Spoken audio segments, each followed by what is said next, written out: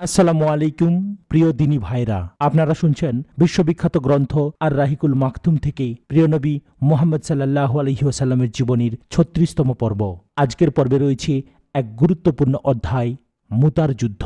যারা চ্যানেলটিতে নতুন দয়া করে সাবস্ক্রাইব করে নিন, এবং যারা ইতিপূর্বে সাবস্ক্রাইব করে নিয়েছেন তাদের অসংখ্য ধন্যবাদ।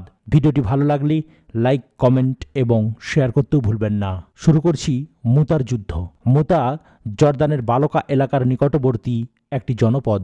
এই জায়গা থেকে বাইতুল মাকদেসের দূরত্ব মাত্র ২ মঞ্জিল। মুতার যুদ্ধ এখানেই সংঘটিত হয়েছিল।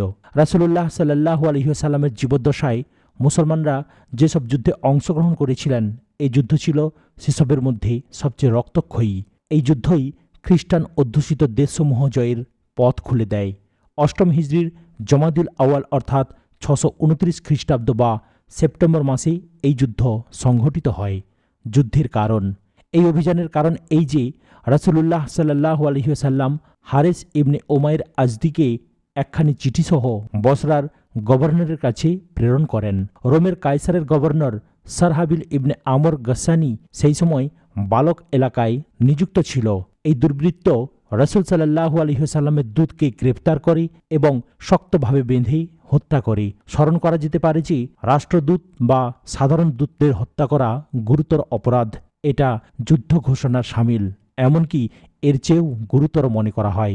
এ কারণে রাসূল সাল্লাল্লাহু আলাইহি ওয়াসাল্লাম তার প্রেরিত দূতের হত্যার খবর শোনার পর খুবই মর্মাহত হন। তিনি সেই এলাকায় মোতায়েনের জন্য সৈন্যদের প্রস্তুতির নির্দেশ দেন। সেই অনুযায়ী ৩,০০০ সৈন্য তৈরি করা হয়। খন্দকের যুদ্ধ ছাড়া ইতিপূর্বে অন্য কোনো যুদ্ধেই মুসলমানরা ৩,০০০ সৈন্য সমাবেশ করেননি। সেনানায়কের প্রতি রাসূল সাল্লাল্লাহু আলাইহি ওয়াসাল্লামের নির্দেশ। রাসূলুল্লাহ সাল্লাল্লাহু আলাইহি ওয়াসাল্লাম যায়েদ ইবনে হারিসা রাদিয়াল্লাহু তাআলা আনহুকে এই সেনাদলের সেনাপতি মনোনীত করেন। এরপর বলেন যে যায়েদ যদি নিহত হন তবে জাফর, এবং জাফর যদি নিহত হন তবে আবদুল্লাহ ইবনে রাওয়াহা রাদিয়াল্লাহু তাআলা আনহু সিপাহসালার নিযুক্ত হবেন। রাসূলুল্লাহ সাল্লাল্লাহু আলাইহি ওয়াসাল্লাম মুসলিম সেনাদলের জন্য সাদা পতাকা তৈরি করে তা হযরত যায়েদ ইবনে হারিসার কাছে দেন। সৈন্যদলকে তিনি ওসিয়ত করেন যে হারিসা ইবনে উমাইরের হত্যাকাণ্ডের জায়গায় তারা যেন স্থানীয় লোকদের ইসলামের দাওয়াত দেন। যদি তারা ইসলাম গ্রহণ করে তবে তো ভালো, যদি ইসলাম গ্রহণ না করে তবে আল্লাহর দরবারে সাহায্য চাইবে এবং তাদের সাথে যুদ্ধ করবে। তিনি আরও বলেন যে আল্লাহর নাম নিয়ে আল্লাহর পথে আল্লাহর সাথে কুফরকারীদের বিরুদ্ধে যুদ্ধ করো। বিশ্বাসঘাতকতা করবে না, খেয়ানত করবে না, কোনো নারী, শিশু, বৃদ্ধ এবং গির্জায় অবস্থানকারী দুনিয়া পরিত্যাগকারীকে হত্যা করবে না, খেজুর এবং অন্য কোনো গাছ কাটবে না, কোনো অট্টালিকা ধ্বংস করবে না। ইসলামী বাহিনীর রওয়ানা। ইসলামী বাহিনী রওয়ানা হওয়ার প্রাক্কালে সাধারণ মুসলমানরা রাসূল সাল্লাল্লাহু আলাইহি ওয়াসাল্লামের মনোনীত সেনানায়কদের সালাম এবং বিদায় জানান। সেই সময় অন্যতম সেনানায়ক হযরত আবদুল্লাহ ইবনে রাওয়াহা রাদিয়াল্লাহু তাআলা আনহু কাঁদছিলেন। তাকে এ সময় কান্নার কারণ জিজ্ঞাসা করা হলে তিনি বললেন, আল্লাহর শপথ, দুনিয়ার প্রতি আকর্ষণ বা তোমাদের সাথে সম্পর্কের কারণে আমি কাঁদছি না। রাসূল সাল্লাল্লাহু আলাইহি ওয়াসাল্লামকে পাক কোরআনের একটি আয়াত তেলাওয়াত করতে শুনে জাহান্নামের ভয়ে আমি কাঁদছি। সেই আয়াতে আল্লাহ তাআলা বলেন, এবং তোমাদের প্রত্যেকেই তা অতিক্রম করবে। এটা তোমাদের প্রতিপালকের অনিবার্য সিদ্ধান্ত। সূরা মরিয়ম আয়াত নম্বর ৭১। আমি জানি না যে জাহান্নামে পেশ করার পর ফিরে আসব কিভাবে। মুসলমানরা বললেন, আল্লাহ তাআলা সালামতির সাথে আপনাদের সঙ্গী হন। আল্লাহ তাআলা আপনাদের হেফাজত করুন এবং গনিমতের মালসহ আমাদের কাছে ফিরিয়ে আনুন। হযরত আবদুল্লাহ ইবনে রাওয়াহা রাদিয়াল্লাহু তাআলা আনহু তখন এই কবিতা আবৃত্তি করেন। রহমানের কাছে মাগফিরাতের জন্যে, মগজ বের করা তলোয়ারের আঘাতের জন্যে, বর্ষা নিক্ষেপকারী হাত, অস্ত্র, কলিজা চিরে ফেলা আঘাত করার শক্তিদানের জন্যে সাহায্য চাই। আমার কবরের পাশ দিয়ে যাবে যারা, তারা বলবে, এই সেই গাজী যাকে আল্লাহ হেদায়েত দিয়েছেন এবং যিনি হেদায়েত প্রাপ্ত। মুসলিম সৈন্যরা এরপর রওয়ানা হয়ে যান। রাসূলুল্লাহ সাল্লাল্লাহু আলাইহি ওয়াসাল্লাম সানিয়াতুল ওদা পর্যন্ত সেনাদলের সঙ্গে গিয়ে সৈন্যদের বিদায় জানান। মুসলিম বাহিনীর সংকট। উত্তর দিকে অগ্রসর হয়ে মুসলিম সৈন্যরা মাআন নামক এলাকায় পৌঁছলেন। এই স্থান ছিল হেজাজের সাথে সংশ্লিষ্ট জর্দানি এলাকায়। মুসলিম বাহিনী এখানে এসে অবস্থান নেন। মুসলিম গুপ্তচররা এসে খবর দিলেন যে রোমের কায়সার বালকা অঞ্চলের মাব এলাকায় ১,০০,০০০ রোমক সৈন্য সমাবেশ করে রেখেছে। এছাড়া তাদের পতাকা তলে লাখাম, জাজাম, বলকিন, বাহরা এবং বালা গোত্রের আরও 1,00,000 সৈন্য সমবেত হয়েছিল।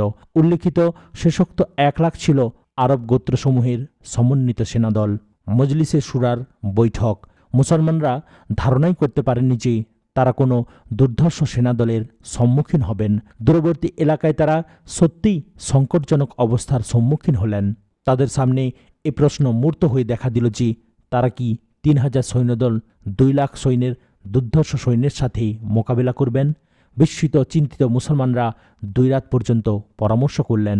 কেউ কেউ অভিমত প্রকাশ করলেন যে রাসূল সাল্লাল্লাহু আলাইহি ওয়াসাল্লামকে চিঠি লিখে উদ্ভূত পরিস্থিতির সম্পর্কে অবহিত করা হোক। এরপর তিনি হয়তো বাড়তি সৈন্য পাঠাবেন অথবা অন্য কোনো নির্দেশ দিবেন। সেই নির্দেশ তখন পালন করা যাবে। হযরত আব্দুল্লাহ ইবনে রাওয়াহা রাদিয়াল্লাহু তাআলা আনহু দৃঢ়তার সাথে এ প্রস্তাব প্রত্যাখ্যান করলেন। তিনি বললেন, হে লোক সকল, আপনারা যা এড়াতে চাইছেন এটা তো সেই শাহাদাত যার জন্যে আপনারা বেরিয়েছেন।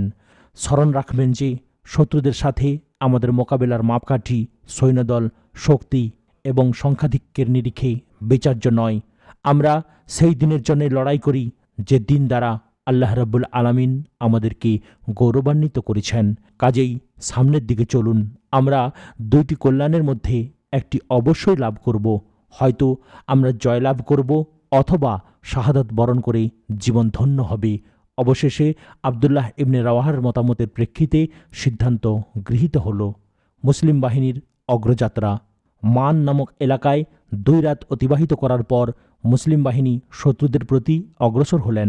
বালকার মাসারেফ নামক জায়গায় তারা হিরাক্লিয়াসের সৈন্যদের মুখোমুখি হলেন। শত্রুরা আরও এগিয়ে এলে মুসলমানরা মোতা নামক জায়গায় গিয়ে সমবেত হন। এরপর যুদ্ধের জন্যে সৈন্যদের বিন্যস্ত করা হয়। ডান দিকে কোতাবা ইবনে কাতাদা আজরিকে এবং বাম দিকে ওবাদা ইবনে মালিক আনসারী রাদিয়াল্লাহু তাআলা আনহুকে নিযুক্ত করা হয়। সেনানায়কদের শাহাদাত। মোতা নামক জায়গায় উভয় দলের মধ্যে সংঘর্ষ বেঁধে অত্যন্ত তিক্ত লড়াই হয়। মাত্র 3,000 মুসলিম সৈন্য 2,00,000 অমুসলিম সৈন্যের সাথে এক অসম যুদ্ধে লিপ্ত হয়েছিলেন। বিস্ময়কর ছিল এ যুদ্ধ। দুনিয়ার মানুষ অবাক বিস্ময়ে তাকিয়ে রইল। ইমানের বাহাদুরি চলতে থাকলে এ ধরনের বিস্ময়কর ঘটনাও ঘটে থাকে। সর্বপ্রথম রাসূল সাল্লাল্লাহু আলাইহি ওয়াসাল্লামের প্রিয় পাত্র হযরত যায়েদ ইবনে হারিসা রাদিয়াল্লাহু তাআলা আনহু পতাকা গ্রহণ করলেন। অসাধারণ বীরত্বের পরিচয় দিয়ে তিনি শাহাদাত বরণ করেন। এ ধরনের বীরত্বের পরিচয় মুসলমান ব্যতীত অন্য কারো ক্ষেত্রে লক্ষ্য করা যায়নি। হযরত যায়েদের শাহাদাতের পর পতাকা তুলে নেন হযরত জাফর ইবনে আবু তালিব। তিনিও তুলনাহীন বীরত্বের পরিচয় দিয়ে লড়াই করতে থাকেন। তীব্র লড়াইয়ের এক পর্যায়ে তিনি নিজের সাদা কালো ঘোড়ার পিঠ থেকে লাফিয়ে পড়ে শত্রুদের উপর আঘাত করতে থাকেন। শত্রুদের আঘাতে তার ডান হাত কেটে গেলেই তিনি বাঁ হাতে যুদ্ধ শুরু করেন। বাঁ হাত কেটে গেলেই 2 বাহু দিয়ে ইসলামের পতাকা বুকের সাথে জড়িয়ে রাখেন। শাহাদাত বরণ করা পর্যন্ত এভাবে পতাকা ধরে রাখেন। বলা হয়ে থাকে যে একজন রোমক সৈন্য তরবারি দিয়ে তাকে এমন আঘাত করে যে তার দেহ দ্বিখণ্ডিত হয়ে যায়। আল্লাহ তাআলা তাকে বেহেশতে 2টি পাখা দান করেছিলেন। সেই পাখার সাহায্যে তিনি জান্নাতে যেখানে ইচ্ছা উড়ে বেড়ান। এ কারণেই তার উপাধি জাফর তাইয়ার এবং জাফর জুলজানাহাইন। তাইয়ার অর্থ উড্ডয়নকারী আর জুলজানাহাইন অর্থ 2 পাখাওয়ালা। ইমাম বুখারী নাফের মাধ্যমে আব্দুল্লাহ ইবনে ওমর রাদিয়াল্লাহু তাআলা আনহু একটি বর্ণনা উল্লেখ করেছেন। তিনি বলেন, মুতার যুদ্ধের দিনে হযরত জাফর শহীদ হওয়ার পর আমি তার দেহে আঘাতের চিহ্নগুলো গুনে দেখেছি। তার দেহে তীর ও তলোয়ারের 50টি আঘাত ছিল। এসব আঘাতের একটিরও পেছনের দিকে ছিল না। অপর এক বর্ণনায় রয়েছে যে আব্দুল্লাহ ইবনে ওমর রাদিয়াল্লাহু তাআলা আনহু বলেন, আমি মুতার যুদ্ধে মুসলমানদের সঙ্গে ছিলাম। জাফর ইবনে আবু তালেবকে সন্ধান করে নিহতদের মধ্যে তাদেরকে পেয়ে যাই। তার দেহে বর্ষা ও তীরের 90টির বেশি আঘাত দেখেছি। নাফে থেকে বর্ণিত রয়েছে যে ইবনে ওমরের বর্ণনায় এও আছে যে আমি এ সকল জখম লক্ষ্য করেছি তার দেহের সম্মুখভাগে। বীরত্বপূর্ণ যুদ্ধের মাধ্যমে হযরত জাফর রাদিয়াল্লাহু তাআলা আনহু এর শাহাদাত বরণের পর হযরত আব্দুল্লাহ ইবনে রাওয়াহা রাদিয়াল্লাহু তাআলা আনহু পতাকা গ্রহণ করে ঘোড়ার পিঠে আরোহণ করে সামনে অগ্রসর হন। কিছুটা দ্বিধাদ্বন্দ্বের পর তিনি এ কবিতা আবৃত্তি করেন। ওরে মন, খুশি বেজার যেভাবে হোক মোকাবেলা কর, যুদ্ধের আগুন জ্বেলেছে ওরা, বর্ষা রেখেছে খাড়া, জান্নাত থেকে কেন রে তুই থাকতে চাস দূরে। এরপর হজরত আবদুল্লাহ ইবনে রাওয়াহা রাদিয়াল্লাহু তাআলা আনহু বীর বিক্রমে যুদ্ধ করতে থাকেন। তার চাচাতো ভাই গোস্ত লেগে থাকা একটা হাড় তার হাতে দেন। তিনি এক কামড় খেয়ে ছুঁড়ে ফেলেন। এরপর লড়াই করতে করতে তিনি শাহাদাত বরণ করেন। আল্লাহর তলোয়ার। হজরত আবদুল্লাহ ইবনে রাওয়াহা রাদিয়াল্লাহু তাআলা আনহুর শাহাদাতের পর বনু আজলান গোত্রের সাবেত ইবনে আরকান নামক একজন সাহাবী পতাকা গ্রহণ করেন। তিনি বলেন, হে মুসলমানরা, তোমরা উপযুক্ত একজনকেই সেনাপতির দায়িত্ব দাও। সাহাবারা সাবেতকেই সেনাপতির দায়িত্ব নিতে বললে তিনি বলেন, আমি এ কাজের উপযুক্ত নই। এরপর সাহাবারা হজরত খালেদ ইবনে ওয়ালিদ রাদিয়াল্লাহু তাআলা আনহুকে সেনাপতির দায়িত্বে নিযুক্ত করেন। তিনি পতাকা গ্রহণের পর তুমুল যুদ্ধ শুরু হয়। সহিহ বুখারীতে স্বয়ং খালেদ ইবনে ওয়ালিদ রাদিয়াল্লাহু তাআলা আনহু থেকে বর্ণিত রয়েছে যে, মুতার যুদ্ধের দিনে আমার হাতে 9টি তলোয়ার ভেঙেছি। এরপর আমার হাতে একটি ইয়েমেনি ছোট তলোয়ার অবশিষ্ট ছিল। অপর এক বর্ণনায় তার জবানিতে এভাবে উল্লেখ রয়েছে যে, আমার হাতে মুতার যুদ্ধের দিনে 9টি তলোয়ার ভেঙেছি এবং একটি ছোট সাইজের ইয়েমেনি তলোয়ার অবশিষ্ট ছিল। এদিকে রাসূলুল্লাহ সাল্লাল্লাহু আলাইহি ওয়াসাল্লাম রণক্ষেত্রের খবর লোক মারফত পৌঁছার আগেই ওহির মাধ্যমে পান। তিনি বলেন, জায়েদ পতাকা গ্রহণ করেছিলেন, তিনি শহীদ হন। এরপর জাফর পতাকা গ্রহণ করেছিলেন, তিনি শহীদ হন। এরপর আবদুল্লাহ ইবনে রাওয়াহা পতাকা গ্রহণ করেছিলেন, তিনিও শহীদ হন। রাসূল সাল্লাল্লাহু আলাইহি ওয়াসাল্লামের চোখ এ সময় অশ্রুসজল হয়ে ওঠে। তিনি বলেন, এরপর পতাকা গ্রহণ করেন আল্লাহর তলোয়ার সমূহের মধ্যে একটি তলোয়ার। তার যুদ্ধের মাধ্যমে আল্লাহ তাআলা মুসলমানদের জয়যুক্ত করেন। যুদ্ধের সমাপ্তি। বীরত্ব, বাহাদুরি ও নিবেদিত চিত্ততা সত্ত্বেও মুসলমানদের মাত্র 3000 সৈন্য 2 লাখ অমুসলিম সৈন্যের সামনে টিকে থাকা ছিল এক বিস্ময়কর ঘটনা। হযরত খালিদ ইবনে ওয়ালিদ রাদিয়াল্লাহু তাআলা আনহু এ সময়ে যে বীরত্বের পরিচয় দেন, ইতিহাসে তার তুলনা খুঁজে পাওয়া যায় না। এই যুদ্ধের পরিণতি সম্পর্কিত বর্ণনাসমূহে যথেষ্ট মতভেদ রয়েছে। সকল বর্ণনা পাঠ করার পর জানা যায় যে, যুদ্ধের প্রথম দিন শেষ পর্যায়ে হযরত খালিদ রাদিয়াল্লাহু তাআলা আনহু রোমক সৈন্যদের মোকাবেলায় অবিচল ছিলেন। তিনি সেই সময় এক নতুন যুদ্ধ কৌশলের কথা ভাবছিলেন, যাতে রোমকদের প্রভাবিত করা যায়। সেই কৌশলের মাধ্যমে ধীরে ধীরে মুসলমানদের পিছিয়ে নেয়াই ছিল উদ্দেশ্য। তবে কোনো অবস্থায় রোমকরা যেন ধাওয়া করতে না পারে, সেটা লক্ষ্য রাখতে হবে। কেননা রোমকরা ধাওয়া করলে তাদের কবল থেকে রক্ষা পাওয়া হবে খুবই কঠিন। পরদিন সকালে হযরত খালিদ রাদিয়াল্লাহু তাআলা আনহু সেনাদল রদবদল করে বিন্যস্ত করলেন। ডান দিকের সৈন্যদের বাঁ দিকে এবং বাঁ দিকের সৈন্যদের ডান দিকে মোতায়েন করলেন। পেছনের সৈন্যদের সামনে আর সামনের সৈন্যদের পেছনে নিয়ে গেলেন। এরূপ অদল বদলের দৃশ্য থেকে শত্রুরা বলাবলি করতে লাগলো যে, মুসলমানরা সহায়ক সৈন্য পেয়েছে, তাদের শক্তি পূর্বাপেক্ষা বৃদ্ধি পেয়েছে। সেনাবিন্যাস অদল বদল করে হযরত খালিদ ইবনে ওয়ালিদ রাদিয়াল্লাহু তাআলা আনহু মুসলমানদের ধীরে ধীরে পিছিয়ে নিলেন। রোমক সৈন্যরা মুসলমানদের আক্রমণ করতে এগিয়ে গেল না, কারণ তারা তখন ভাবছিল যে মুসলমানরা ধোঁকা দিচ্ছে। তারা মোর প্রান্তরে নিয়ে পাল্টা হামলা করে পর্যুদস্ত করবে। এরূপ চিন্তা করে রোমক সৈন্যরা মুসলমানদের ধাওয়া না করে নিজেদের এলাকায় ফিরে গেল। এদিকে মুসলমানরা পিছাতে পিছাতে মদিনায় গিয়ে পৌঁছালেন। হতাহতের সংখ্যা। মুতার যুদ্ধে 12 জন মুসলমান শাহাদত বরণ করেন। রোমকদের মধ্যে কত সংখ্যক হতাহত হয়েছে তার বিবরণ জানা যায়নি। তবে যুদ্ধের বিবরণ পাঠে বোঝা যায় যে তাদের বহু হতাহত হয়েছে, কেননা একমাত্র হযরত খালেদের হাতেই 9টি তলোয়ার ভেঙেছিল। এতেই শত্রু সৈন্যদের হতাহতের সংখ্যা সহজেই আন্দাজ করা যায়। মুতার যুদ্ধের প্রভাব। যে প্রতিশোধ গ্রহণের উদ্দেশ্যে মুতা অভিযান পরিচালিত হয়েছিল, সেটা সম্ভব না হলেও এই যুদ্ধের ফলে মুসলমানদের সুনাম সুখ্যাতি বহুদূর বিস্তার লাভ করে। সমগ্র আরব জগৎ বিস্ময়ে হতবাক হয়ে যায়, কেননা রোমকরা ছিল সে সময়ের শ্রেষ্ঠ শক্তি। আরবরা মনে করত যে রোমকদের সাথে সংঘাতে লিপ্ত হওয়া মানে আত্মহত্যার সামিল। কাজেই উল্লেখযোগ্য ক্ষয়ক্ষতি ছাড়া 3000 সৈন্য 2 লাখ সৈন্যের মোকাবেলায় সাহসিকতাপূর্ণ বিজয় গৌরব সহজ কথা নয়।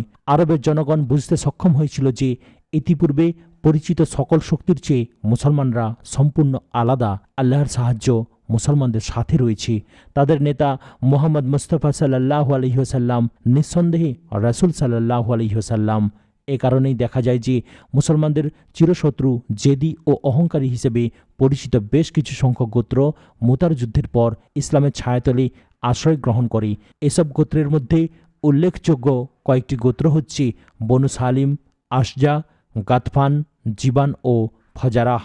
মুতার যুদ্ধের প্রাক্কালে রোমকদের সাথে যে রক্তক্ষয়ী সংঘাত শুরু হয়েছিল, এর ফলেই পরবর্তীকালে মুসলমানদের বিজয় গৌরব দূর দূরান্তে বিস্তার লাভ করে। সারিয়া যাতে সালাসিল। মুতার যুদ্ধে রোমক সৈন্যদের সাথে আরবদের বিভিন্ন গোত্রের সহযোগিতামূলক ভূমিকার কথা জেনে রাসূলুল্লাহ সাল্লাল্লাহু আলাইহি ওয়াসাল্লাম এমন একটি পদক্ষেপ গ্রহণ জরুরি মনে করেন যাতে রোমক ও আরবদের গোত্রগুলো মুসলমানদের সাথে বন্ধুত্বপূর্ণ সম্পর্কের হাত প্রসারিত করে এবং ভবিষ্যতেও মুসলমানদের বিরুদ্ধে কোনো প্রকার সৈন্য সমাবেশের চিন্তা না করে। রাসূল সাল্লাল্লাহু আলাইহি ওয়াসাল্লাম এ উদ্দেশ্যে হযরত আমর ইবনুল আস রাদিয়াল্লাহু তাআলা আনহুকে মনোনীত করেন। তাঁর দাদি ছিলেন বালা গোত্রের মহিলা। মুতার যুদ্ধের পর ৮ম হিজরির জামাদিউস সানিতে রাসূল সাল্লাল্লাহু আলাইহি ওয়াসাল্লাম হযরত আমর ইবনুল আস রাদিয়াল্লাহু তাআলা আনহুকে প্রেরণ করেন। বলা হয়ে থাকে যে গুপ্তচরদের মাধ্যমে খবর পাওয়া গেছে যে বনু কাজা গোত্র হামলা করতে মদিনার উপকণ্ঠে বহু সৈন্য প্রস্তুত করেছে।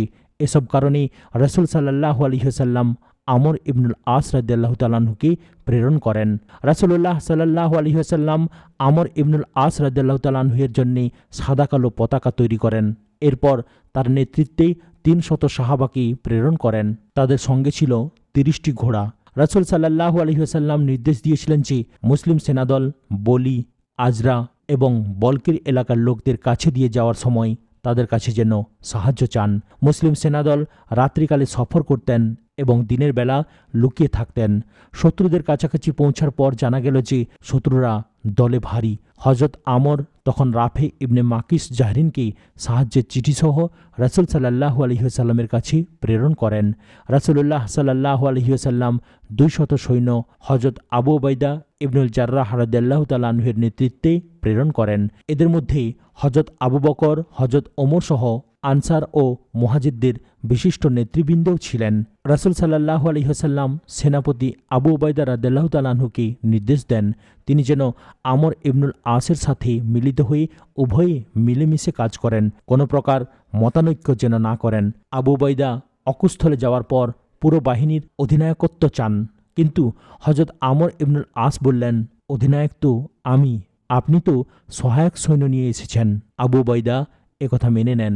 এরপর নামাজের ইমামতিও সেনাদল প্রধান হযরত আমর ইবনুল আসি করতে থাকেন। সহায়ক সেনাদল পৌঁছার পর কাজা এলাকায় পৌঁছেন এবং সেখান থেকে দূরবর্তী স্থানে যান। এক পর্যায়ে শত্রুদের সাথে মোকাবেলা হওয়ার উপক্রম হয়, কিন্তু মুসলমানদের হামলার উদ্যোগের মুখেই তারা দ্রুত পালিয়ে যায়। এরপর আওফ ইবনে মালিক আশজাইকে দূত হিসাবে রাসূলুল্লাহ সাল্লাল্লাহু আলাইহি ওয়াসাল্লামের কাছে প্রেরণ করা হয়। তিনি মুসলমানদের নিরাপদ প্রত্যাবর্তন এবং অভিযানের বিবরণ রাসূল সাল্লাল্লাহু আলাইহি ওয়াসাল্লামকে শোনান। যাতে সালাসিল ওয়াদিউল কোরা প্রান্তরের সামনের একটি জায়গা। এটি মদিনা থেকে 10 দিনের দূরত্বে অবস্থিত। ইবনে ইসহাক বলেন, মুসলমানরা জাহাম গোত্রের সালাসিল নামের একটি জলাশয়ের পাশে অবতরণ করেন, তাই এই অভিযানের নাম করা হয় জাতে সালাসিল। সারিয়া খাজারাহ ৮ম হিজরির শাবান মাস। এই অভিযানের কারণ ছিল এই যে নজদের অভ্যন্তরে মুহারিব গোত্রের এলাকায় খাজরাহ নামের জায়গায় বনু গাতফান গোত্র সৈন্য সমাবেশ করছিল। এদের দমন করতে রাসূলুল্লাহ সাল্লাল্লাহু আলাইহি ওয়াসাল্লাম 15 জন সাহাবীকে হযরত আবু উবাইদার নেতৃত্বে প্রেরণ করেন। এই সেনাদল শত্রুদের কয়েকজন হত্যা, কয়েকজন বন্দী এবং গনিমতের মাল লাভ করেন। এই অভিযানে প্রেরিত সেনাদল হযরত আবু উবাইদার নেতৃত্বে 15 দিন মদিনার বাইরে অবস্থান করেন। মুতার যুদ্ধ এখানেই সমাপ্ত হলো। ভিডিওর পরবর্তী অংশ দেখার জন্য চ্যানেলটিকে সাবস্ক্রাইব করুন, লাইক, কমেন্ট এবং শেয়ার করতেও ভুলবেন না। ইমাম ইবনে কাইয়িম লিখেছেন, এটা সেই মহান বিজয় যার মাধ্যমে আল্লাহ তাআলা তাঁর দিন, রাসূল, তাঁর বাহিনী এবং দিনের আমানতদারের মর্যাদা দান করেছেন। এছাড়া তার শহর ও ঘর, যে ঘরকে দুনিয়ার মানুষের হেদায়েতের মাধ্যম করেছিলেন, সেই ঘরকে কাফের মুশরিকদের হাত থেকে মুক্ত করেন। এই বিজয় দরুন আকাশের অধিবাসীদের মধ্যে আনন্দের ঢল বয়ে যায়। এই বিজয়ের ফলে আল্লাহর দিনে মানুষ দলে দলে প্রবেশ করতে শুরু করে এবং বিশ্বজগতের চেহারা খুশিতে চকচক করে ওঠে। আজ আপনারা শুনছেন সেই মহান বিজয়, মক্কা বিজয়ের প্রথম অংশ।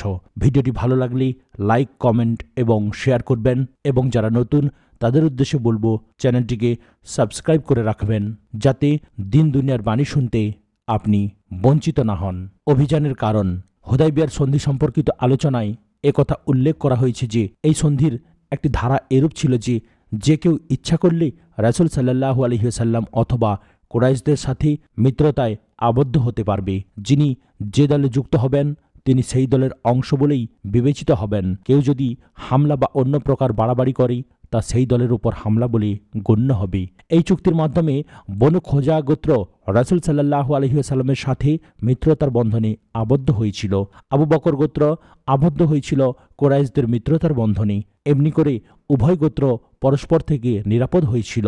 কিন্তু আইয়ামে জাহিলিয়াতের সময় থেকেই উভয় গোত্রের মধ্যে বিভিন্ন সময়ে বিবাদ বিসম্বাদ চলে আসছিল। পরবর্তীকালে ইসলামের আবির্ভাব এবং হুদায়বিয়ার সন্ধির পর বিবাদবান উভয় গোত্র পরস্পরের ব্যাপারে নিরাপদ ও নিশ্চিত হয়ে গিয়েছিল। বনু বকর গোত্র এই চুক্তির সুযোগকে গনিমত মনে করে বনু খোজায়া গোত্রের ওপর থেকে পুরনো শত্রুতার প্রতিশোধ গ্রহণে প্রস্তুত হল। নাওফেল ইবনে মাবিয়ার দওলি বনু বকরের একটি দলের সাথে শাবান মাসের ৮ তারিখে বনু খোজায়া গোত্রের উপর হামলা চালায়। সেই সময় বনু খোজায়া গোত্রের লোকেরা ওয়াতের নামে একটি জলাশয়ের পাশে অবস্থান করছিল। আকস্মিক হামলায় বনু খোজায়া গোত্রের কয়েকজন লোক মারা যায়। উভয়ের মধ্যে পরে সংঘর্ষও হয়। কুরাইশরা এই হামলায় বনু বকর গোত্রকে অস্ত্র দিয়ে সাহায্য করে। কুরাইশদের কিছু লোক রাতে অন্ধকারের সুযোগ নিয়ে বনু বকর গোত্রের সাথে মিশে গিয়ে প্রতিপক্ষের উপর হামলাও করে। আততায়ীরা বনু খোজাই গোত্রের লোকদের তাড়িয়ে হরমের কাছাকাছি নিয়ে যায়। সেখানে বনু বকর গোত্রের লোকেরা বলল, হে নাওফেল, এবার তো আমরা হরম শরীফে প্রবেশ করব। তোমাদের মাবুদ, তোমাদের ইবাদত। এ কথার জবাবে নাওফেল বলল, আজ কোনো মাবুদ নেই, তোমাদের প্রতিশোধ নিয়ে নাও। আমার বয়সের কসম, তোমরা হরম শরীফে চুরি করতে পারো, তবে কি নিজেদের প্রতিশোধ গ্রহণ করতে পারো না?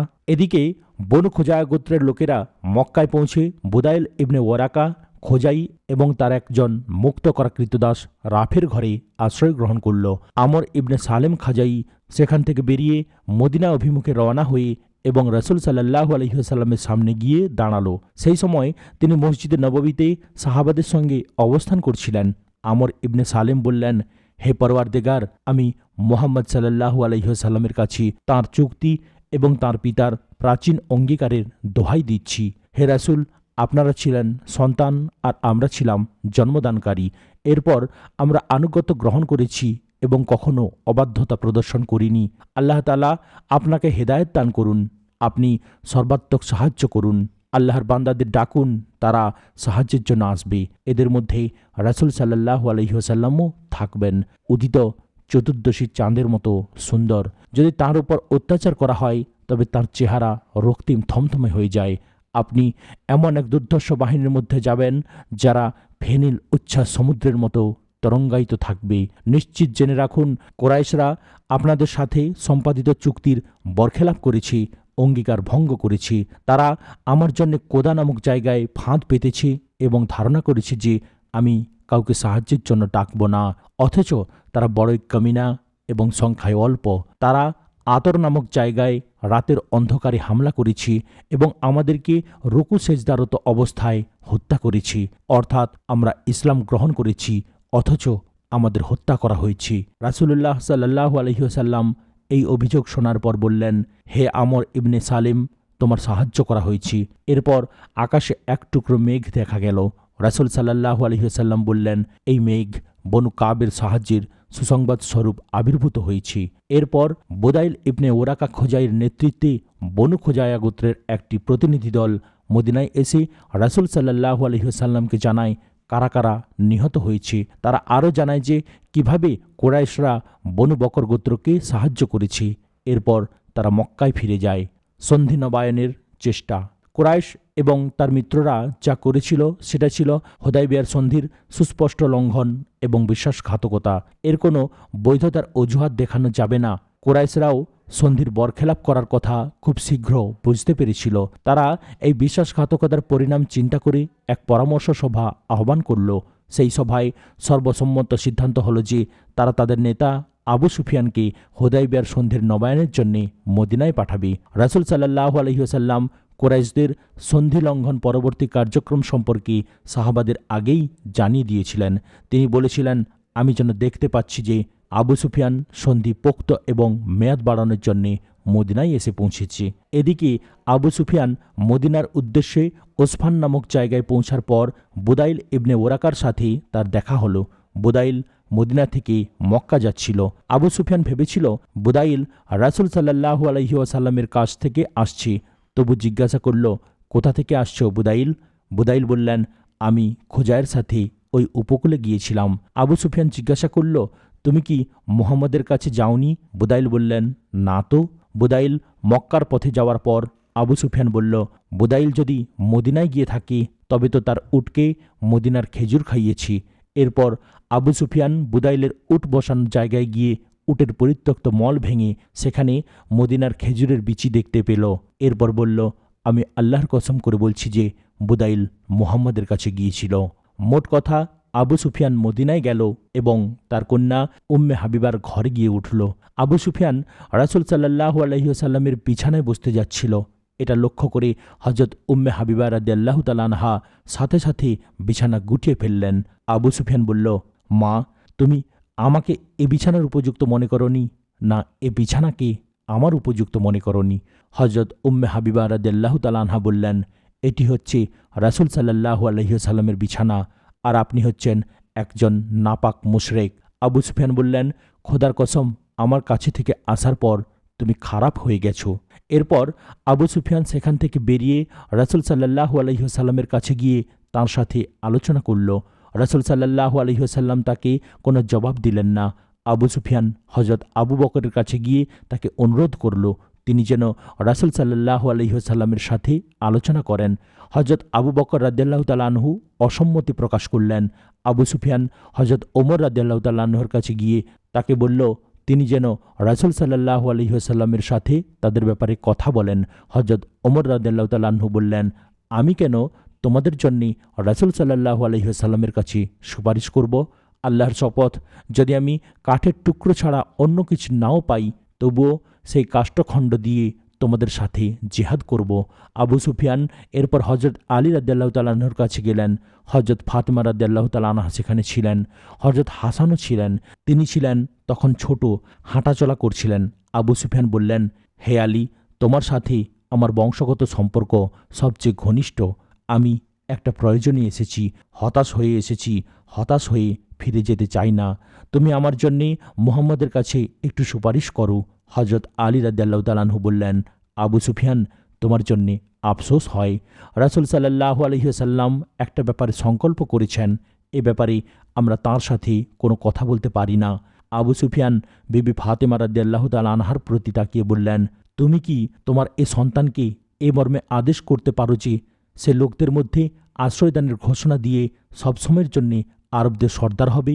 হযরত ফাতেমা রাদিয়াল্লাহু তাআলা আনহা বললেন, আল্লাহর শপথ, আমার সন্তান লোকদের মধ্যে নেতা হওয়ার মতো ঘোষণা দেওয়ার যোগ্য হয়নি। তাছাড়া রাসূল সাল্লাল্লাহু আলাইহি ওয়াসাল্লামের উপস্থিতিতে কেউ আশ্রয় দিতে পারে না। সকল চেষ্টার ব্যর্থতার পর আবু সুফিয়ানের দু চোখের সামনে সব অন্ধকার হয়ে গেল। তিনি সংশয় দোলায়িত চিত্তে কম্পিত কণ্ঠে হযরত আলী রাদিয়াল্লাহু তাআলা আনহুকে বললেন, আবুল হাসান, লক্ষ্য করছি যে বিষয়টা জটিল হয়ে পড়েছে, কাজেই আমাকে একটা উপায় বলে দাও। হযরত আলী রাদিয়াল্লাহু তাআলা আনহু বললেন, আল্লাহর শপথ, আমি তোমার জন্যে কল্যাণকর কিছু জানি না। তুমি বনু কেনানা গোত্রের নেতা। তুমি দাঁড়িয়ে লোকদের মধ্যে নিরাপত্তার কথা ঘোষণা করে দাও, এরপর নিজের দেশে ফিরে যাও। আবু সুফিয়ান বললেন, তুমি কি মনে করো যে এটা আমার জন্যে কল্যাণকর হবে? হযরত আলী রাদিয়াল্লাহু তাআলা আনহু বললেন, না, আমি তা মনে করি না, তবে এছাড়া অন্য কোনো উপায়ও আছে বলে মনে হয় না। এরপর আবু সুফিয়ান মসজিদে দাঁড়িয়ে ঘোষণা করলেন, হে লোক সকল, আমি তোমাদের মধ্যে নিরাপত্তার কথা ঘোষণা করছি। এরপর নিজের উটের পিঠে চড়ে মক্কায় চলে গেলেন। কুরাইশদের কাছে গেলে তারা তাকে ঘিরে ধরে এবং মদিনার খবর জানতে চাইল। আবু সুফিয়ান বললেন, কথা বলেছি, কিন্তু তিনি কোনো জবাব দেননি। আবু কুহাফার পুত্রের কাছে গেছি, তার মধ্যে ভালো কিছু পাইনি। ওমর ইবনে খাত্তাবের কাছে গেছি, তাকে মনে হয়েছে সবচেয়ে কট্টর দুশমন। আলীর কাছে গেলাম, তাকে সবচেয়ে নরম মনে হলো। তিনি আমাকে একটা পরামর্শ দিলেন, আমি সে অনুযায়ী কাজ করলাম। জানি না সেটা কল্যাণকর হবে কিনা। লোকেরা জানতে চাইল সেটা কি। আবু সুফিয়ান বললেন, আলী পরামর্শ দিলেন আমি যেন নিরাপত্তার কথা ঘোষণা করি। অবশেষে আমি তাই করলাম। কুরাইশরা বলল, মোহাম্মদ কি তোমার নিরাপত্তার ঘোষণাকে কার্যকর বলে ঘোষণা করেছে? আবু সুফিয়ান বলল, না, তা করেনি। কুরাইশরা বলল, তোমার সর্বনাশ হোক, আলী তোমার সাথে স্রেফ রসিকতা করেছি। আবু সুফিয়ান বলল, আল্লাহর শপথ, এছাড়া অন্য কোনো উপায় ছিল না। মক্কা অভিযানের প্রস্তুতি।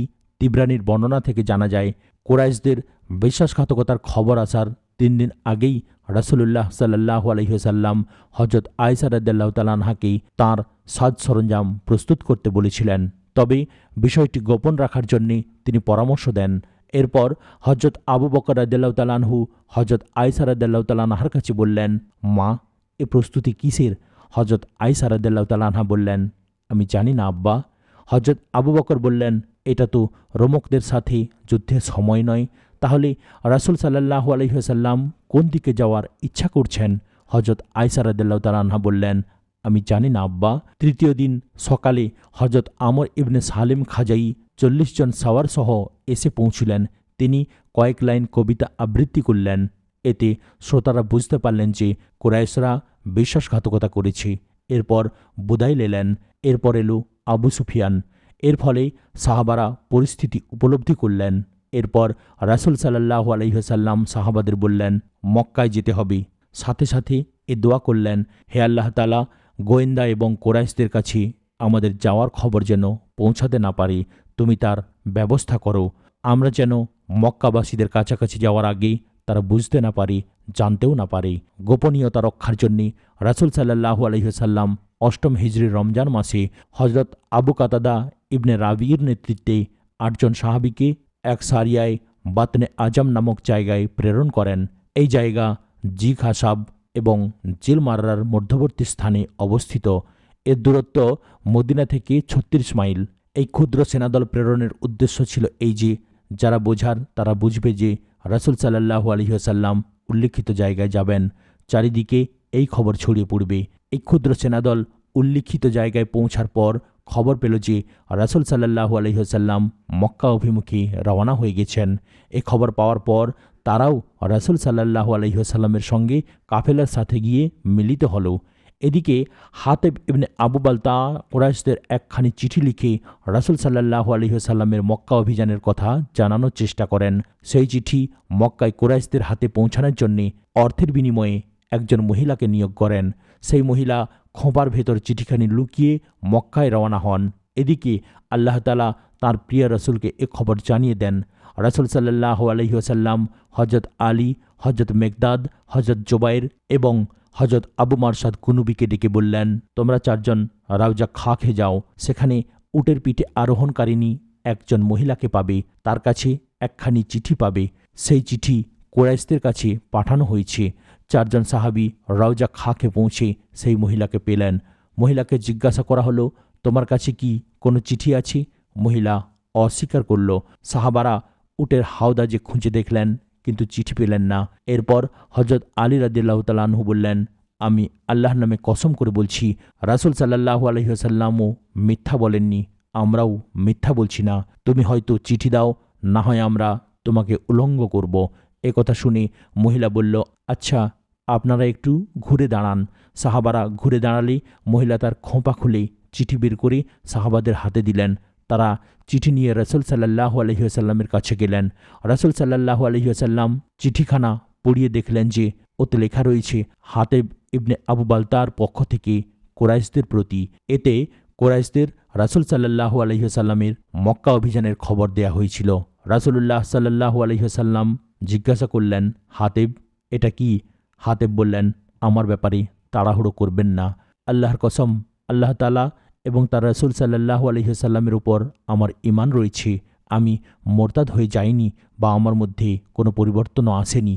কথা হচ্ছে যে আমি কুরাইশ বংশের লোক নই। আমি তাদের মধ্যে আত্মগোপন করেছিলাম। বর্তমানে আমার পরিবার পরিজন তাদের কাছে রয়েছে। কুরাইশদের সাথে আমার এমন কোনো আত্মীয়তার সম্পর্ক নেই যে কারণে তারা আমার পরিবার পরিজনের তত্ত্বাবধান করবে। তাই আমি চিন্তা করলাম যে তাদের একটা উপকার করব এবং এর ফলে তারা আমার পরিবার পরিজনের হেফাজত করবে। আমি ছাড়া আপনার সঙ্গে অন্য যারা রয়েছেন মক্কায় তাদের প্রত্যেকেরই আত্মীয় স্বজন রয়েছেন, সেসব আত্মীয় স্বজন তাদের পরিবার পরিজনের হেফাজত করবেন। হজরত ওমর রাদিয়াল্লাহু তাআলা আনহু হজরত হাতেবের কথা শুনে বললেন, হে রাসূল সাল্লাল্লাহু আলাইহি ওয়াসাল্লাম, আপনি অনুমতি দিন, আমি তার শিরশ্ছেদ করব। এই লোকটি আল্লাহ তাআলা এবং তার রাসূল সাল্লাল্লাহু আলাইহি ওয়াসাল্লামের খেয়ানত করেছে, সে মোনাফেক হয়ে গেছে। রাসূল সাল্লাল্লাহু আলাইহি ওয়াসাল্লাম বললেন, দেখো, সে বদরের যুদ্ধে অংশগ্রহণ করেছে। হে ওমর, তুমি কি করে জানবে? এমনও হতে পারে যে আল্লাহ তাআলা বদর যুদ্ধে অংশগ্রহণকারীদের মধ্যে এসে বলবেন, তোমরা যা ইচ্ছা করো, আমি তোমাদের মাফ করে দিয়েছি। এ কথা শুনে হজরত ওমর রাদিয়াল্লাহু তাআলা আনহুর দু চোখ অশ্রু সজল হয়ে উঠল। তিনি বললেন, আল্লাহ তাআলা এবং তার রসুলই ভালো জানেন। এমনি করে আল্লাহ তাআলা রব্বুল আলামিন গুপ্তচরদের ধরিয়ে দিলেন। ফলে মুসলমানদের যুদ্ধ প্রস্তুতির কোনো খবরই কুরাইশদের কাছে পৌঁছতে পারেনি। মক্কা অভিমুখে মুসলিম বাহিনী। অষ্টম হিজরির 10 রমজান রাসূলুল্লাহ সাল্লাল্লাহু আলাইহি ওয়াসাল্লাম মক্কা অভিমুখে রওনা হলেন। তার সঙ্গে ছিলেন 10,000 সাহাবা। মদিনার তত্ত্বাবধানের জন্যে আবু রাহাম গেফারিকে নিযুক্ত করা হয়। জাহাফা বা তার আরও কিছু এগিয়ে যাওয়ার পর রাসূল সাল্লাল্লাহু আলাইহি ওয়াসাল্লামের চাচা হজরত আব্বাসের সাথে দেখা। তিনি ইসলাম গ্রহণ করে সপরিবারে মদিনায় হিজরত করে যাচ্ছিলেন। আবওয়া নামক জায়গায় পৌঁছে তাঁর চাচাতো ভাই আবু সুফিয়ান ইবনে হারিস এবং ফুফাতো ভাই আবদুল্লাহ ইবনে উমাইয়ার সাথে দেখা হলো। রাসূল সাল্লাল্লাহু আলাইহি ওয়াসাল্লাম মুখ ফিরিয়ে নিলেন। এরা উভয়ই তাকে নানাভাবে কষ্ট দিয়েছিল এবং কবিতা রচনা করে তার নিন্দা করে বেড়াত। এই অবস্থা দেখে হজরত উম্মে সালমা রাদিয়াল্লাহু তাআলা আনহা রাসূল সাল্লাল্লাহু আলাইহি ওয়াসাল্লামকে বললেন, আপনার চাচাতো ভাই, ফুফাতো ভাই আপনার কাছে সবচেয়ে খারাপ হবে, এটা সমীচীন নয়। হজরত আলী রাদিয়াল্লাহু তাআলা আনহু আবু সুফিয়ান ইবনে হারিস এবং আবদুল্লাহ ইবনে উমাইয়াকে বললেন, তোমরা রাসূল সাল্লাল্লাহু আলাইহি ওয়াসাল্লামের কাছে যাও এবং হজরত ইউসুফকে তার ভাইয়েরা যে কথা বলেছিলেন সে কথা বলো। রাসূল সাল্লাল্লাহু আলাইহি ওয়াসাল্লাম নিশ্চয়ই এটা পছন্দ করবেন না যে অন্য কারো জবাব তার চেয়ে উত্তম হবে। হজরত ইউসুফ আলাইহিস সালামের ভাইরা তাকে বলেছিলেন, আল্লাহর শপথ, আল্লাহ তাআলা নিশ্চয়ই আপনাকে আমাদের উপর প্রাধান্য দিয়েছেন এবং আমরা নিশ্চয়ই অপরাধী ছিলাম। সূরা ইউসুফ আয়াত নম্বর 91। আবু সুফিয়ান ইবনে হারিস তাই করলেন। এই আয়াত শুনে রাসূল সাল্লাল্লাহু আলাইহি ওয়াসাল্লাম জবাবে বললেন, আজ তোমাদের বিরুদ্ধে কোনো অভিযোগ নাই, তিনি দয়ালুদের মধ্যে শ্রেষ্ঠ দয়ালু। সূরা ইউসুফ আয়াত নম্বর 92।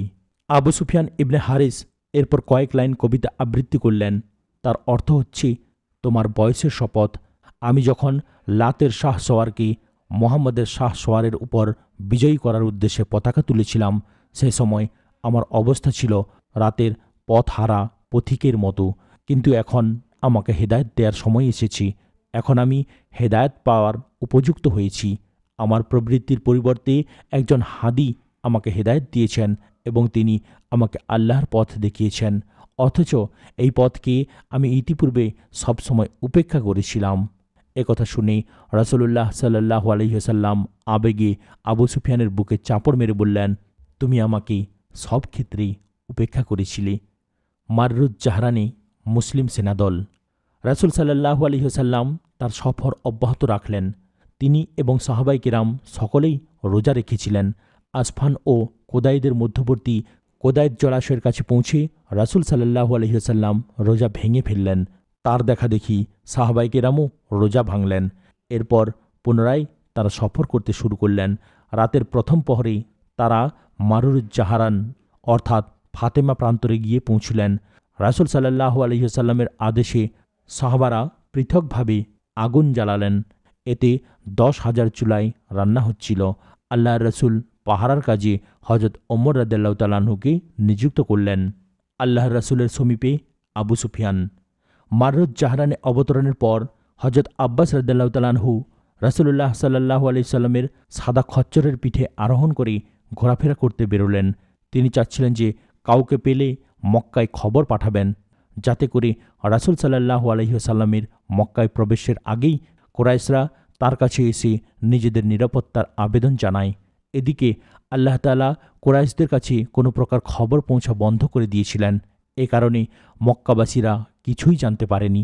তবে তারা ভীতিবিহ্বলতার মধ্যে এবং আশঙ্কার মধ্যে দিন কাটাচ্ছিল। আবু সুফিয়ান বাইরে এসে কোনো নতুন খবর জানা যায় কিনা সেটা চেষ্টা করছিল। সে সময় তিনি হাকিম বিন হাজাম এবং বুদাইল বিন ওরাকাকে সঙ্গে নিয়ে নতুন খবর সংগ্রহের চেষ্টায় বেরিয়েছিলেন। হজরত আব্বাস রাদিয়াল্লাহু তাআলা আনহু বলেন, আমি হজরত রাসূল সাল্লাল্লাহু আলাইহি ওয়াসাল্লামের খচ্চরের পিঠে সওয়ার হয়ে যাচ্ছিলাম। হঠাৎ আবু সুফিয়ান এবং বুদাইল ইবনে ওরাকার কথা শুনতে পেলাম। আবু সুফিয়ান বলছিলেন, আল্লাহর শপথ, আমি আজকের মতো আগুন এবং সৈন্যবাহিনী অতীতে কখনো দেখিনি। বুদাইল ইবনে ওরাকা বলল, আল্লাহর শপথ, ওরা হচ্ছে বনু খোজা, যুদ্ধ ওদের লণ্ডভণ্ড করে দিয়েছি। আবু সুফিয়ান বললেন, এত আগুন এবং এত বিরাট বাহিনী বনু খোজার থাকতেই পারে না। হজরত আব্বাস রাদিয়াল্লাহু তাআলা আনহু বলেন, আমি আবু সুফিয়ানের কণ্ঠস্বর শুনে বললাম, আবু হানজালা নাকি? আবু সুফিয়ান আমার কণ্ঠস্বর চিনে বললেন, আবুল ফজল নাকি? আমি বললাম, হ্যাঁ। আবু সুফিয়ান বললেন, কি ব্যাপার? আমার পিতামাতা তোমার জন্য কোরবান হন। আমি বললাম, রাসূল সাল্লাল্লাহু আলাইহি ওয়াসাল্লাম সদল বলে এসেছেন।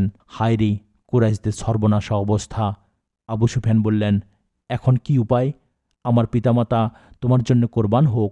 আমি বললাম, ওরা তোমাকে পেলে তোমার গর্দান উড়িয়ে দেবে। তুমি এই খচ্চরের পিছনে উঠে এসে বসো। আমি তোমাকে রাসূল সাল্লাল্লাহু আলাইহি ওয়াসাল্লামের কাছে নিয়ে যাব, তোমার নিরাপত্তার ব্যবস্থা করে দেব। আবু সুফিয়ান তখন খচ্চরে উঠে আমার পিছনে বসলেন। তার অন্য দুজন সাথী ফিরে গেল। হযরত আব্বাস রাদিয়াল্লাহু তাআলা আনহু বলেন, আমি আবু সুফিয়ানকে নিয়ে চললাম। কোনো জটলার কাছে গেলে লোকেরা বলতো, কে যায়?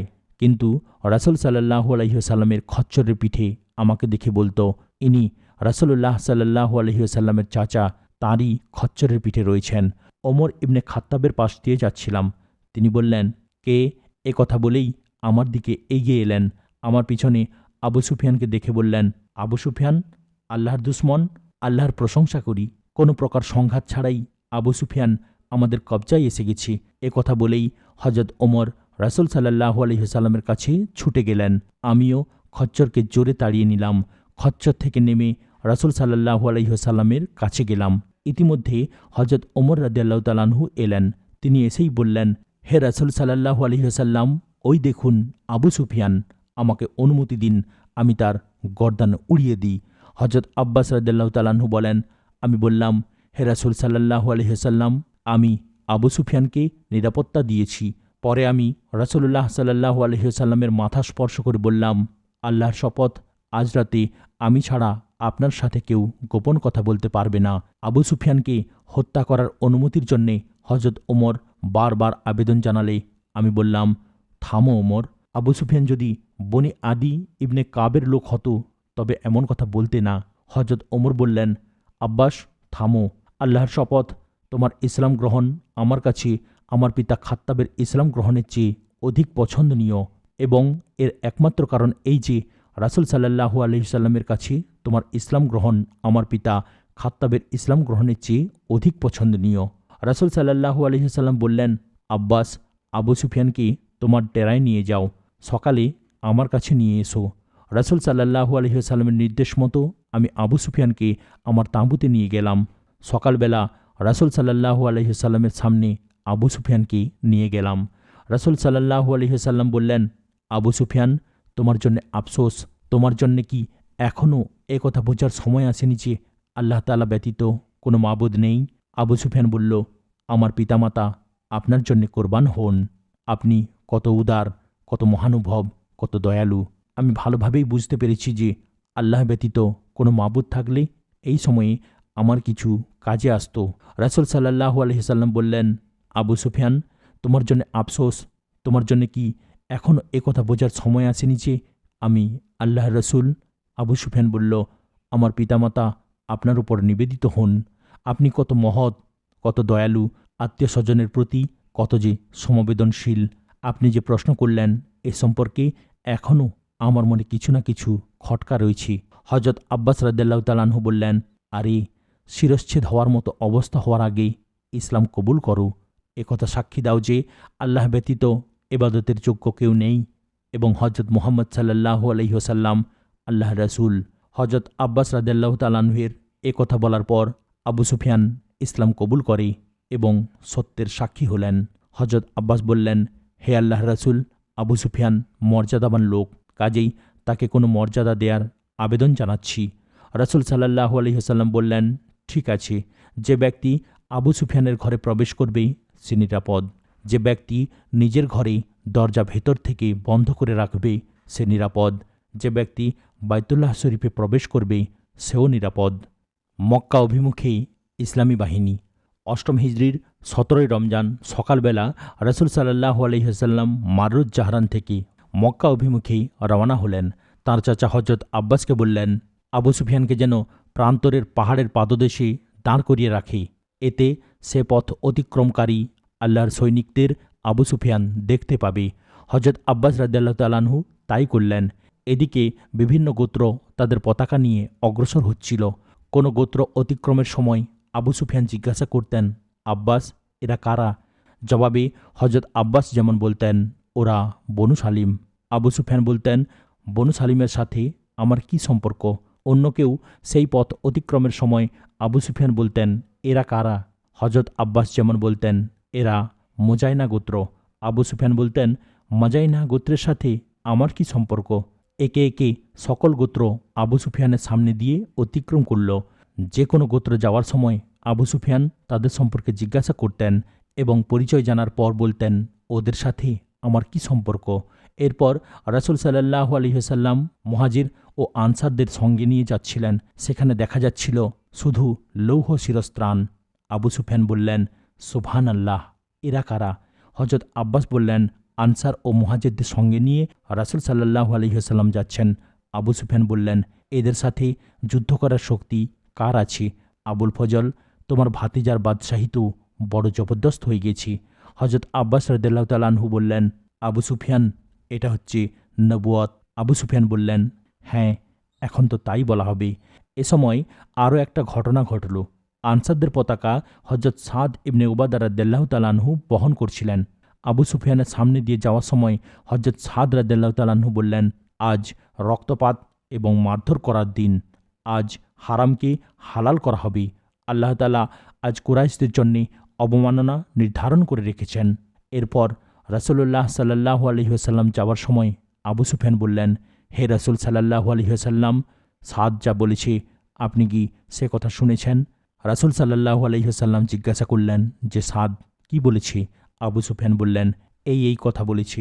কথা শুনে হযরত ওসমান এবং হযরত আব্দুর রহমান ইবনে আউফ বললেন, হে রাসূল সাল্লাল্লাহু আলাইহি ওয়াসাল্লাম, আমরা আশঙ্কা করছি যে সাদ কুরাইশদের মধ্যে খুন খারাপি শুরু না করে। রাসূল সাল্লাল্লাহু আলাইহি ওয়াসাল্লাম বললেন, না, আজ তো এমন দিন যে কাবার তাজিম করা হবে। আজ এমন দিন যে আল্লাহ তাআলা কুরাইশদের সম্মান দেবেন। এরপর রাসূল সাল্লাল্লাহু আলাইহি ওয়াসাল্লাম একজন সাহাবীকে পাঠিয়ে হযরত সাদের হাত থেকে পতাকা নিয়ে নিলেন এবং তার পুত্র কয়েসের হাতে দিলেন। এতে মনে হলো পতাকা যেন হযরত সাদের হাতেই রয়ে গেছে। অন্য বর্ণনায় উল্লেখ রয়েছে যে রাসূলুল্লাহ সাল্লাল্লাহু আলাইহি ওয়াসাল্লাম পতাকা হযরত জুবাইর রাদিয়াল্লাহু তাআলা আনহুর হাতে দিয়েছিলেন। কুরাইশদের দোরগোড়ায় রাসূল সাল্লাল্লাহু আলাইহি ওয়াসাল্লাম আবু সুফিয়ানের সামনে দিয়ে যাওয়ার পর হযরত আব্বাস রাদিয়াল্লাহু তাআলা আনহু বললেন, আবু সুফিয়ান, এবার তুমি কওমের কাছে যাও। আবু সুফিয়ান দ্রুত মক্কায় গিয়ে পৌঁছালো এবং উচ্চ কণ্ঠে বলল, হে কুরাইশরা, মুহাম্মদ সাল্লাল্লাহু আলাইহি ওয়াসাল্লাম তোমাদের কাছে এত সৈন্য নিয়ে এসেছেন যে মোকাবেলা করা অসম্ভব ব্যাপার। কাজেই যে ব্যক্তি আবু সুফিয়ানের ঘরে প্রবেশ করবে সে নিরাপত্তা পাবে। কথা শুনে আবু সুফিয়ানের স্ত্রী হিন্দ বিনতে উতবা উঠে দাঁড়িয়ে সামনে এসে আবু সুফিয়ানের গোঁফ নেড়ে বলল, তোমরা এই বুড়োকে মেরে ফেলো। খারাপ খবর নিয়ে আসা এই বুড়োর অকল্যাণ হোক। আবু সুফিয়ান বললেন, তোমাদের সর্বনাশ হোক। দেখো, তোমাদের জীবন বাঁচানোর ব্যাপারে এই মেয়ে লোক তোমাদের যেন ধোঁকায় না ফেলি। মুহাম্মদ সাল্লাল্লাহু আলাইহি ওয়াসাল্লাম এত বিরাট বাহিনী নিয়ে এসেছেন যার মোকাবেলা করা কোনো ক্রমেই সম্ভব নয়। কাজেই যারা আবু সুফিয়ানের ঘরে প্রবেশ করবে তারা নিরাপদ। লোকেরা বলল, আল্লাহ তোমাকে ধ্বংস করুন। আমরা কয়জন তোমার ঘরে যেতে পারবো? আবু সুফিয়ান বললেন, যারা নিজের ঘরের দরজা ভেতর থেকে বন্ধ করে রাখবে তারাও নিরাপদ পাবে। যারা মসজিদে হারামে প্রবেশ করবে তারাও নিরাপত্তা পাবে। কথা শুনে লোকেরা নিজেদের ঘর এবং মসজিদে হারাম অর্থাৎ কাবা ঘরের দিকে দৌড়াতে লাগলো। তবে মতলববাজ কুরাইশরা কিছু সংখ্যক মাস্তান জাতীয় উচ্ছৃঙ্খল লোককে লেলিয়ে দিয়ে বলল, আমরা এদের সামনে ঠেলে দিলাম। যদি কুরাইশরা কিছুটা সাফল্য লাভ করে তবে আমরা এদের সাথে গিয়ে মিলিত হব। যদি এরা আহত হয়, তবে আমাদের কাছে তারা যা কিছু চাইবে আমরা তাই দেব। মুসলমানদের সাথে লড়াই করতে কুরাইশদের যেসব মস্তান ও উচ্ছৃঙ্খল লোকেরা প্রস্তুত হলো, সেসব নির্বোধ লোকের নেতা মনোনীত করা হলো ইকরামা ইবনে আবু জেহেল, সফওয়ান ইবনে উমাইয়া এবং সোহাইল ইবনে আমরকে। এ তিনজনের নেতৃত্বে একদল কুরাইশ খান্দামায় সমবেত হল। এদের মধ্যে বনু বকর গোত্রের হাম্মাস ইবনে কয়েস নামে একজন লোকও ছিল। এর আগে সে অস্ত্র মেরামতের কাজ করত। একদিন নিজ অস্ত্র মেরামতের সময় তার স্ত্রী বলল, তোমার এ প্রস্তুতি কিসের গো? হাম্মাস বলল, মুহাম্মদ এবং তার সঙ্গীদের সাথে মোকাবেলা করার প্রস্তুতি। একথা শুনে তার স্ত্রী বলল, আল্লাহর শপথ, মুহাম্মদ এবং তার সঙ্গীদের মোকাবেলা করা কারো পক্ষে সম্ভব নয়। হাম্মাস বলল, আল্লাহর শপথ, আমি আশা করি যে তার কয়েকজন সঙ্গীকে আমি তোমার দাস হিসাবে হাজির করতে পারব। ওরা যদি আজ মোকাবেলার জন্যে আসে, তবে ওদের মোকাবেলার জন্যে আমার কোনো অজুহাত থাকবে না। পূর্ণাঙ্গ হাতিয়ার রয়েছে, ধারালো বর্ষা, দুধারী তলোয়ার। খান্দামার যুদ্ধে এ লোকটিও উপস্থিত হয়েছিল। জি তুবাই।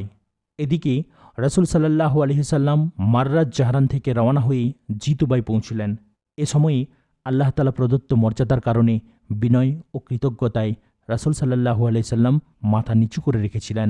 জিতুবাই তিনি সৈন্য সমাবেশ করলেন। খালিদ ইবনে ওলীদকে নিজের ডান দিকে রাখলেন। এখানে আসলাম, সোলাইম, গেফার, মুজাইনা এবং কয়েকটি আরব গোত্র ছিল। খালিদ ইবনে ওলীদকে রাসূল সাল্লাল্লাহু আলাইহি ওয়াসাল্লাম নির্দেশ দিলেন তিনি যেন মক্কার ঢালু এলাকায় প্রবেশ করেন। খালিদকে বললেন, যদি কুরাইশদের কেউ বাধা হয়ে দাঁড়ায় তবে তাকে হত্যা করবে। এরপর তুমি সাফায় গিয়ে আমার সাথে দেখা করবে।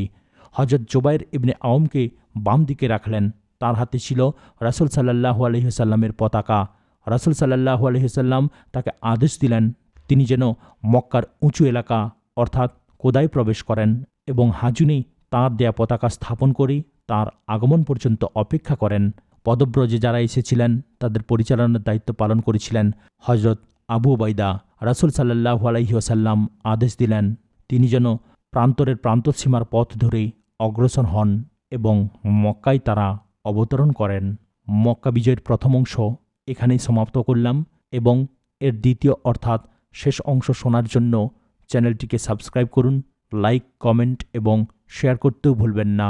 আসসালামু আলাইকুম ওয়া রাহমাতুল্লাহি ওয়া বারাকাতুহু।